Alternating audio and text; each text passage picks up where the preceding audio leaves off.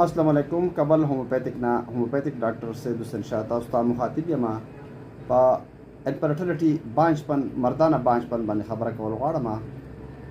کم حضرات چې مطلب چې د مردانہ بانچ پن شکار دي نو داغو مختلف وجې دي، په هغه وجه باندې داغو ماشومان نه کېږي، د بانچ پن شکار دي یا مطلب داغو سپم ډیډ دي، بالکل نشته یا کم دي، په تعداد کې کم دي، یا مطلب چې داغو سپم چې کم دی نه لکه شته هم برابر هم دي خو بیا هم داغو ماشومان نه کېږي. مطلب چې یا هغو د مطلب چې دا نورې مسلې دي، دا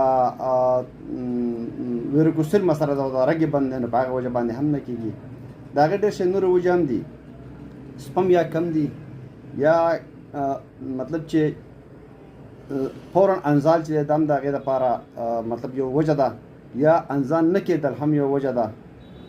او دې نه علاوه اگر لکه دغه ورته ټي بي وته یا ورته شوګري یا ورته کینسري یا تایرايډ ګلینډ خرابي نو دا سپم چې دا غیر دغه شي، دا غیر فعال شي، غیر نارمل شي، نو د هغې په وجه باندې هم دغه چې دی نو دا مردانه پانچ پن کېدای شي. ذهني پریشاني چې دنده هم په دې کې دا غټ متاثره کوي او په دې کې مساله راولي. نو په هومیوپیتیک کې د دې لپاره مختلف میډیسن شته. ځینې خلک ما ته ډېر شي خلکو وایي زموږ یاره موږ ته مسله نشته، ټسټونه زموږ نارمل دي. نو هغو ته ما ووایي هم تاسو بیا الټراساونډ کوئ، د ویروکوسل په کتل غواړئ چې ستاسو رګونه خو بند نه دي، یا تاسو په وړوکوالي باندې چې اکسیډنټ کړی لګېدلي یې چېرته که نه، دا ټولې خبرې به کاونټ کېږي. د هغې نه وروسته بیا پته لګي چې یاره دا بانچ پن ولې دی. صحیح ده. نو په هومیوپیتیک کې د هغې دپاره دغه دي، د لاول خو د هغې دپاره ټسټونه پکار دي چې دغه وشي، د سپم ټسټ وشي، د هغې اندازه ولګي، د هغې په رڼا کې د الټراساونډ وشي، د ویروکوسل اندازه ولګي.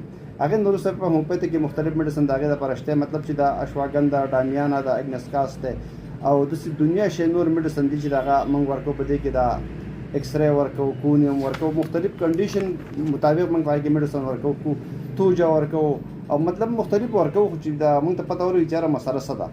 نو دا یو میسج مې سره دا کسانو سره شیر کوو، کوم کسان چې ډېر کالز کړي چې یاره مردانه بانچ پن باندې تاسو باس وکړئ او موږ ته دا مسله ده. نو دا ټول لپاره دا یو جواب شو او دا یو میسج شو. په دعاګانو کې مې یاد ساتئ، مننه کوم چې په صحت روغ به او په خوشحالو کې به الله آباد لره. جزاک الله.